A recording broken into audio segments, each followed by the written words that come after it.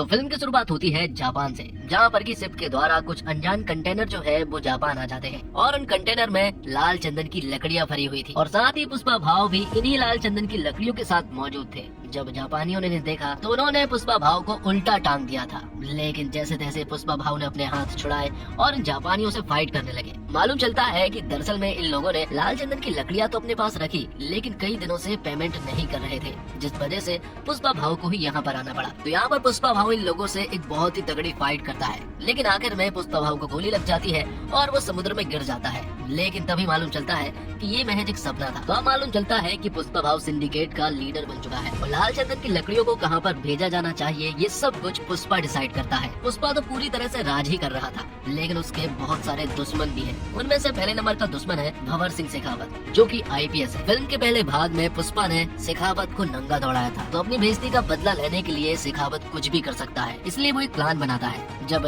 पुष्पा के लड़के जंगल में जाकर लाल चंदन की लकड़ियों को काटने जाते हैं तो यहाँ पर भंवर सिंह शेखावत भी मजदूर के रूप में उनके साथ मिल जाता है और जब वो वहाँ पहुँचा तो इन सभी को प्लान बनाकर अरेस्ट कर लिया था, क्योंकि लाल चंदन की तस्करी में हमेशा पुष्पा बच जाया करता था, क्योंकि उनके पास कोई भी सबूत नहीं थे। शेखावत इन मजदूरों को बुरी तरह से मारता है और इन सभी 230 मजदूरों को जेल में डाल देता है, जिसके बाद एंट्री होती है पुष्पा भाव की, जो कि पुलिस स्टेशन पहुंचते हैं। लेकिन वहां पर शेखावत मौजूद नहीं था, लेकिन कुछ इंस्पेक्टर मौजूद थे। यहाँ पर पुष्पा भाव सारे मजदूरों को लेने के लिए नहीं आए थे, बल्कि सिर्फ और सिर्फ सीनू को लेने के लिए आए थे, क्योंकि आज उसकी शादी है। जब पुष्पा यहाँ से सीनू को ले जाने लगा तो उसने देखा कि सीनू के ऊपर बहुत सारे चोट के निशान हैं। जब उसने अपने सारे मजदूरों को देखा तो उसका दिमाग खराब हो गया, क्योंकि पुष्पा के सारे मजदूरों को शेखावत ने जंगल में बुरी तरह से मारा पीटा था, जिस वजह से वो बुरी तरह से इंजर्ड थे। ये देखकर पुष्पा भाव पुलिस इंस्पेक्टर से कहता है कि इन लोगों पर शेखावत सर ने हाथ उठाया है, इसका मतलब कि आपने पुष्पा के ऊपर हाथ उठाया है, इसलिए वो यहाँ से इन सभी को लेकर जा रहा है। ये देखकर इंस्पेक्टर और बाकी पुलिस वाले कहते हैं कि अगर आप इन सभी लोगों को लेकर चले जाएंगे तो साथ ही हमारी नौकरी भी चली जाएगी।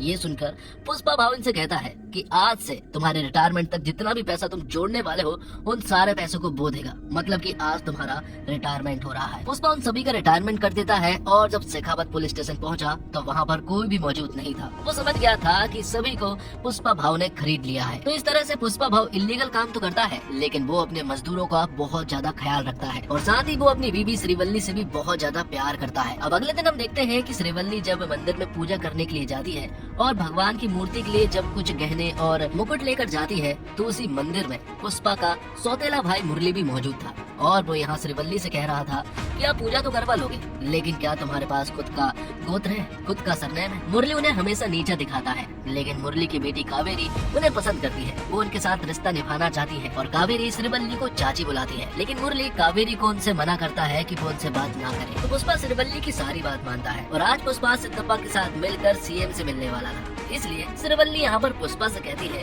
कि अगर तुम जा ही रहे हो तो सीएम के साथ फोटो खिंचा कर लाना, ताकि हम उसे फ्रेम कराकर हॉल में लगाएंगे। पुष्पा ने अपनी पत्नी से वादा कर लिया था, लेकिन जब वो वहाँ पहुँचा तो वहाँ कुछ और ही हो गया। पुष्पा भले ही सिंडिकेट की ओर से सीएम को फंडिंग देता है, लेकिन सीएम यहाँ पर पुष्पा के साथ फोटो क्लिक नहीं करवाता है। उनका मानना ये है कि जूती जो है वो पैर में ही रहना चाहिए, उन्हें हाथ में नहीं पहना करते। साथ ही उन्होंने श्रीवल्ली के बारे में भी एक दो बातें बोली थी।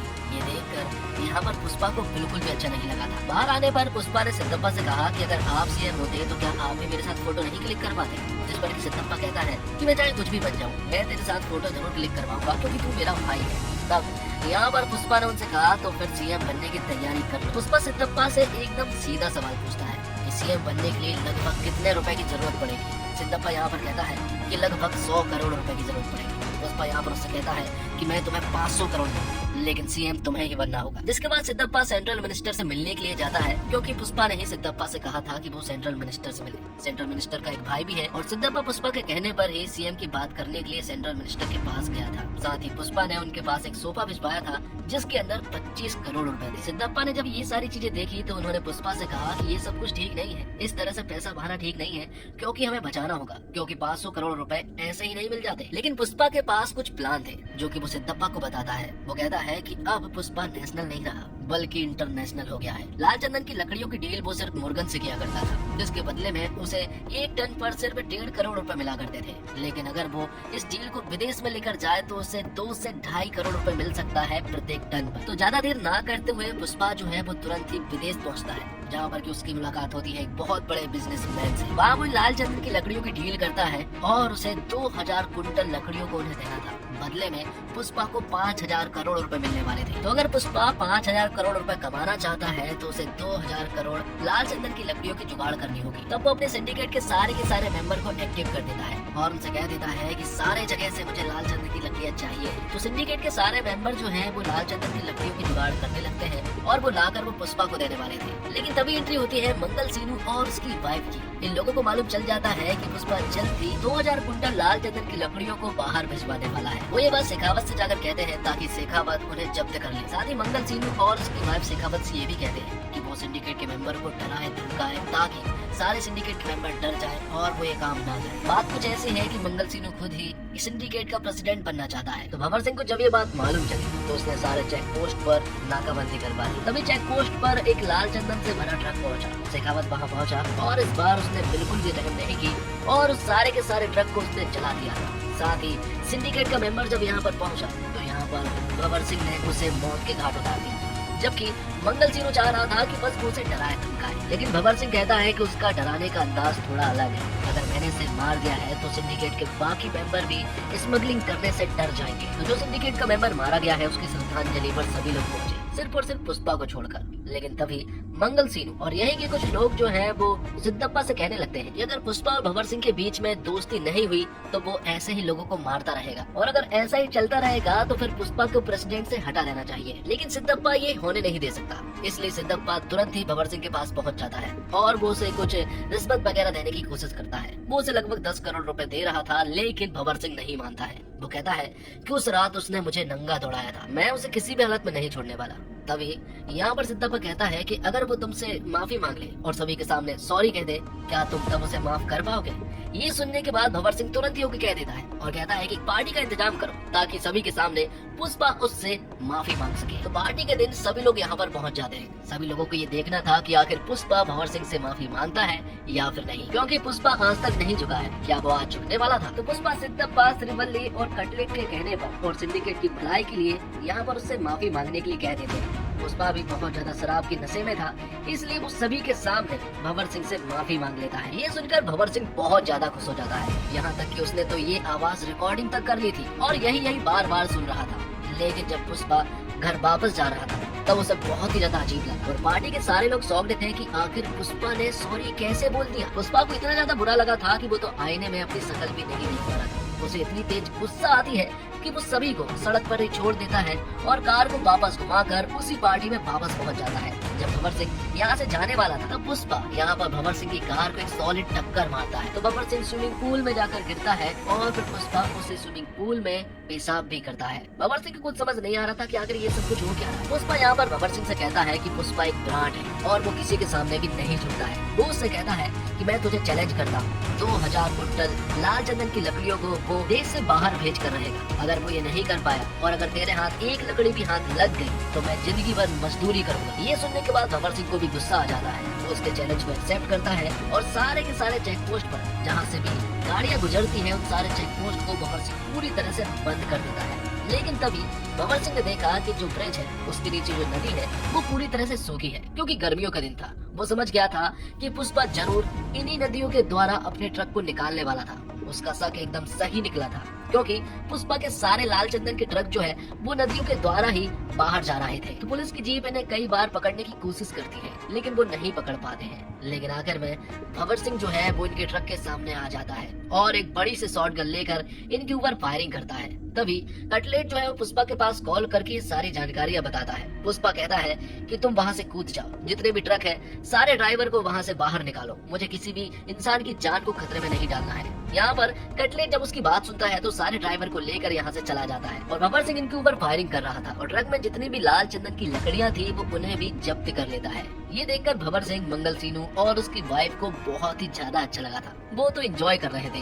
मीडिया के सामने उन्होंने सारी बात कह भी दी थी कि ये सारे ही लाल चंदन की लकड़ियाँ पुष्पा की है। लेकिन थोड़ी देर के बाद मालूम चला कि वो सारी लाल चंदन की लकड़ियाँ नॉर्मल लकड़ियाँ हैं। मतलब कि यहाँ पर भंवर सिंह फूल बन गया था। पुष्पा ने उसके पास एक फूल भी भेजा था, लेकिन भंवर सिंह कहता है कि मैं अकेला फूल नहीं बनाऊं, बल्कि मंगल सीनू और उसकी भाई भी फूल बनी है। मतलब कि हम तीनों ही फूल बने हैं। पुष्पा यहाँ उससे कहता है कि पुष्पा नाम सुन के फ्लावर समझे क्या? फ्लावर नहीं है बल्कि वाइल्ड फायर। साथ ही सारे में उसने ये भी कह दिया था कि जल्द ही वो इस सारी लाल चंदन की लकड़ियों को बॉर्डर क्रॉस करवाने वाला है। अगर तुम इन्हें रोक सकते हो तो रोको। तभी पुष्पा, श्रीवल्ली और पूरी फैमिली जो है वो माता काली के फेस्टिवल में पहुंचते हैं। वहाँ पर श्रीवल्ली को अचानक से चक्कर आने लगते हैं और मालूम चलता है कि श्रीवल्ली प्रेग्नेंट है। ये देखकर पुष्पा जो है वो काली माता का गेटअप धारण कर लेता है और फिर काली माता का एक सॉलिड तांडव करता है। ये सीन इतना ज्यादा शानदार है दोस्तों कि रोंगटे खड़े कर देता है। श्रीवल्ली यहाँ पर पुष्पा से कहती है कि आखिर ये तुम क्या कर रहे हो? जिस पर कि पुष्पा कहता है कि मेरी एक इच्छा है, मैं काली माता से लड़की चाहता हूँ, क्योंकि अगर लड़का हुआ तो उसे भी सरनेम देना पड़ेगा। लड़की हुई तो वो किसी दूसरे घर जाकर उसे कोई दूसरा सरनेम मिल जाएगा।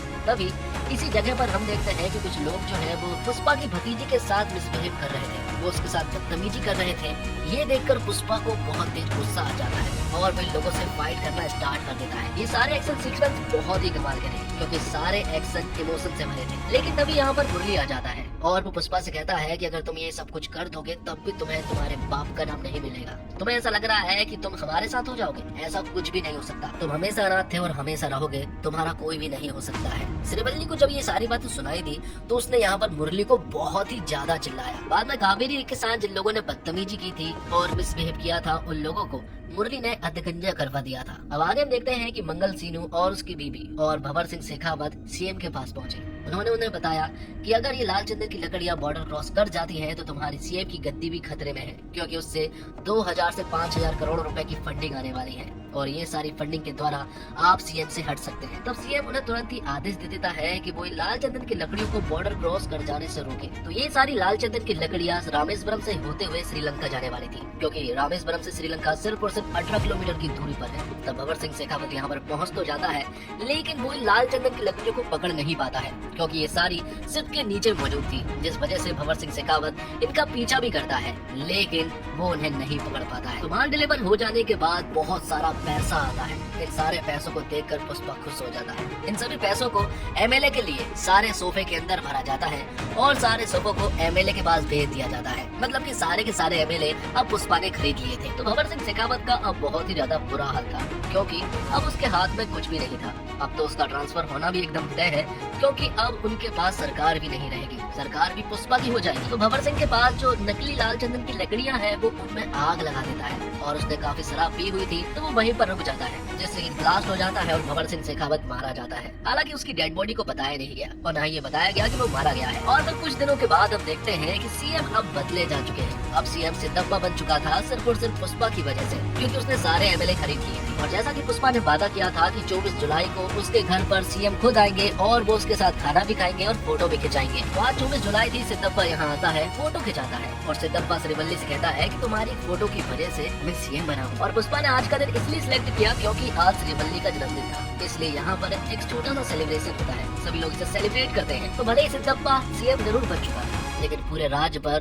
पुष्पा राज कर रहा था। सभी लोग उसे बहुत ज्यादा मानने पूछने लगे थे। और फिर एक दिन पुष्पा की भाभी मतलब कि मुरली की पत्नी जो है वो पुष्पा के घर आती है। वो उन्हें बताती है कि कावेरी को कुछ लोगों ने किडनैप कर लिया है और वो बदले में 2 करोड़ रुपए मांग रहे हैं और अगर उन्हें नहीं दिए तो वो कावेरी को मार डालेंगे। ये बात जब पुष्पा को मालूम चली तो वो पहले तो न्यूज चैनल वालों के पास गया। वहाँ लाइव आकर उसने उन लोगों से कहा कि अगर मेरी भतीजी कावेरी को कुछ भी हुआ तो वो उन्हें रप्पा रप्पा करके जान से मार डालेगा। उनके पास सिर्फ और सिर्फ 1 घंटा है, 1 घंटे के अंदर अगर वो उसे सौंप देते हैं तो वो उन्हें रहम की भीख दे देगा। ये बातें सिद्धप्पा और सेंट्रल मिनिस्टर को भी मालूम थी, लेकिन यहाँ पर एक बात मालूम चलती है, जिन लोगों ने उसे किडनैप किया है वो कोई और नहीं बल्कि सेंट्रल मिनिस्टर का भाई का बेटा होता है, मतलब कि सेंट्रल मिनिस्टर का भतीजा। इसलिए यहाँ सेंट्रल मिनिस्टर सिद्धप्पा से पुष्पा के पास कॉल करवाता है। वो लोग पुष्पा से कहते हैं कि वो सेंट्रल मिनिस्टर का भतीजा है, इसलिए वो उसके साथ कुछ भी ना करे, हम उससे जल्द से जल्द कांटेक्ट कर लेंगे और वो कावेरी को छोड़ देगा। अगर वो उसके साथ कुछ कर भी दे तब भी तुम्हें कुछ नहीं करना है। लेकिन पुष्पा कहता है कि मुझे कोई भी फर्क नहीं पड़ता है, सेंट्रल मिनिस्टर भाड़ में जाए और सिद्धप्पा सीएम भी भाड़ में जाए, मुझे किसी से भी कोई भी लेना देना नहीं है। तो सेंट्रल मिनिस्टर का भतीजा 10 करोड़ रुपए पुष्पा से मांग रहा था और अकेले ही पुष्पा को उसके अड्डे पर बुला रहा था। पुष्पा मान जाता है और हेलीकॉप्टर से वो वहाँ पहुँच भी जाता है। यहाँ पर पहुँचकर सबसे पहले तो वो शॉर्ट गन से फायर करता है, लेकिन बाद में मिनिस्टर का भतीजा पुष्पा से कहता है कि तेरी भतीजे के ऊपर भी गन पॉइंट है, इसलिए तुझे थोड़ा ठंडा रहना पड़ेगा। तो यहाँ पुष्पा उन्हें गन दे देता है और बाद में ये लोग पुष्पा को बुरी तरह से मारने लगते हैं। इन्हें बहुत अच्छे से मालूम है कि पुष्पा के हाथ बंधे रहने के बावजूद ये कमाल कर सकता है और सभी को बुरी तरह से मार भी सकता है, इसलिए इस बार वो बिल्कुल भी रिस्क नहीं लेते हैं। इस बार वो उसके हाथ बांधते हैं, पैर भी बांधते हैं और फिर वो लोग कावेरी की इज्जत पर हाथ भी डालने लगते हैं। ये देखकर पुष्पा को बहुत ही तेज गुस्सा आया था और फिर वो उड़ उड़कर इन्हें मुंह से काट काट कर बुरी तरह से मार डालने लगता है। दोस्तों ये एक्शन सीक्वेंस बहुत ही कमाल के थे। पुष्पा 2 अगर एक बहुत ही बड़ी सुपरहिट फिल्म होती है और अगर किसी से पूछा जाए कि आपको फिल्म में सबसे अच्छा क्या लगा, तो वो इसी फाइट एक्शन सीक्वेंस के बारे में बताएगा। ये सारे एक्शन सीक्वेंस रोंगटे खड़े कर देने वाले थे क्योंकि इन सारे एक्शन में इमोशन होते। तो मिनिस्टर का भाई भी वहाँ पहुँच चुका था, तो पुष्पा ने मिनिस्टर के भाई समेत भतीजे को भी मार डाला था। ये सारी बातें जब मिनिस्टर को मालूम चली तो वो तो पूरी तरह से पागल हो चुका था। अब अगले सीन में हम देखते हैं कि पुष्पा जब अपने घर होता है तब उसके घर पर मुरली आता है। मुरली को अपनी गलती का एहसास हो गया था, इसलिए वो पुष्पा और पूरी फैमिली से माफी मांगने के लिए आया था। वो कहता है कि मुझे बहुत अच्छे से मालूम चल गया है कि आप ही मेरी फैमिली हो, मैं सिर्फ यहाँ पर कावेरी का कार्ड देने के लिए आया हूँ क्योंकि उसकी शादी होने वाली है। और कावेरी ने मुझसे कहा है कि अगर पुष्पा भाव इस शादी में नहीं आते हैं तो मैं मंडप में नहीं बैठने वाली। तब श्रीवल्ली यहाँ पर पुष्पा को बताती है कि सारे कार्ड पर माँ का नाम है और साथ ही तुम्हारा नाम भी है, वो भी पिता समेत। ये देखकर पुष्पा बहुत ज्यादा इमोशनल हो जाता है। उसके बीच आजू बाजू भीड़ लग जाती है उसे चुप करने के लिए, क्योंकि पुष्पा को ऐसा रोता हुआ किसी ने भी बहुत कम देखा था। बाद में पुष्पा भी इन्हें माफ कर देता है और फिर अपनी पूरी फैमिली समेत वो कावेरी की शादी में पहुँचते हैं। सभी लोगों ने एक दूसरे को माफ कर दिया था और अब आगे बढ़ चुके थे। और यहाँ मिनिस्टर के घर पर मातम छाया हुआ था क्योंकि मिनिस्टर का भाई और मिनिस्टर का भाई का बेटा जो है वो मारे गए थे। यहाँ पर एक आदमी आता है जिसके हाथ में पार्सल था। जैसे ही वो मिनिस्टर के पास उसे लेकर आता है, अचानक से उसे एक आदमी पहाड़ी पर से ब्लास्ट कर देता है और यहीं पर ये फिल्म खत्म हो जाती है। वो आदमी कौन था ये नहीं बताया गया, लेकिन पुष्पा 3 का अनाउंसमेंट कर दिया गया है जिसका नाम है पुष्पा द रैम्पेज। तो दोस्तों ये पूरी तरह से मास इंटरटेनर है, हर एक फ्रेम इंटरटेनिंग है। लॉजिक के बारे में आप सोचते नहीं, जो पुष्पा करता है उस पर यकीन हो जाता है। एक के बाद एक कमाल के एक्शन सीन आते हैं, बहुत बार सीटी ताली वाले सीन आते हैं। पुष्पा का स्वैग गजब का है। पुष्पा सॉरी बोल देता है लेकिन पुष्पा तो झुकता नहीं है और फिर जो होता है उसको बवाल कहते हैं। ये फिल्म ऐसा सिनेमा है कि लोग थिएटर जाने को मजबूर हो जाएंगे।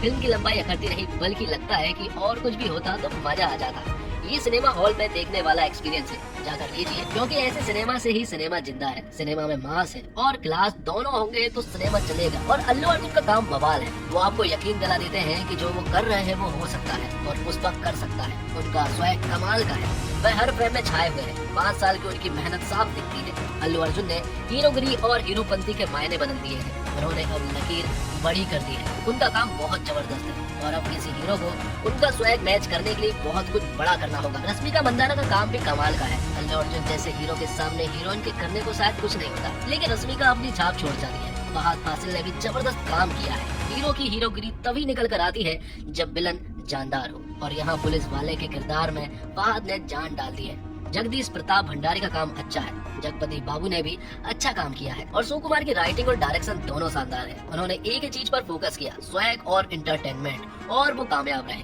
वो जो बनाना चाहते हैं उससे भटके नहीं, यही उनकी कामयाबी है। एक के बाद एक कमाल के सीन डालें ताकि एक सीन देखकर दर्शक हैरान हो और सांस ले, उससे पहले दूसरा कमाल का सीन आ जाए। और डायरेक्टर सुकुमार ने पुष्पा 1 द राइज में अपने हीरो के बिहेवियर, उसके तौर तरीके और एटीट्यूड का पूरा सेटअप कर दिया था। पुष्पा 2 में ये बात अच्छी है कि ये हीरो के ट्रीटमेंट को उसकी ओरिजिनल बनावट के हिसाब से आगे बढ़ती है। तो दोस्तों इसी के साथ ये वीडियो यहीं पर समाप्त होता है। उम्मीद करता हूँ आपको वीडियो पसंद आई होगी। वीडियो पसंद आई हो तो वीडियो को लाइक करके चैनल को सब्सक्राइब जरूर कीजिएगा, ताकि आपको इसी तरह के लेटेस्ट और फ्रेश कंटेंट मिलते रहे। मिलते हैं और कमाल के वीडियो के साथ, तब तक के लिए आप हमारे चैनल के साथ बने रहिए। धन्यवाद। जय हिंद, जय भारत, जय श्री राम।